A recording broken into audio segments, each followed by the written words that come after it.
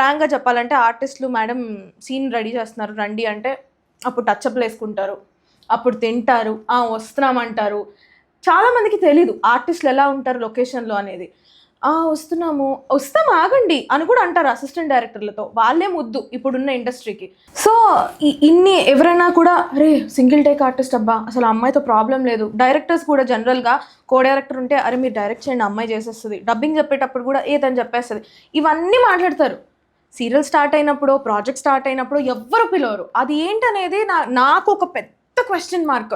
Everybody I know so many directors, ఇప్పుడు ఆర్టిస్టులుగా చేసే వాళ్ళు కూడా చాలామంది ప్రొడ్యూస్ చేస్తున్నారు. నాకు తెలిసిన ఫ్రెండ్స్, ఈ అమ్మాయితో ప్రాబ్లం ఉండదు, స్క్రిప్ట్ ఇవ్వగానే ప్రాంప్టింగ్ అవసరం లేదు, సింగిల్ టేక్ ఆర్టిస్ట్ అంటారు, పర్ఫార్మర్ అంటారు, నేను యాక్టింగ్ చేస్తుంటే అక్కడ నిజంగానే ఏడుస్తారు, నేను ఏడుస్తున్నాను అనుకొని ఇంత పొగుడతారు, ఇంతమంది ఇంత మాట్లాడతారు. బట్ ఒక్కళ్ళు కూడా మా సీరియల్ స్టార్ట్ అవుతుందనో మరి ఏంటి ప్రాబ్లం అనేది నాకు అర్థం కావట్లేదు.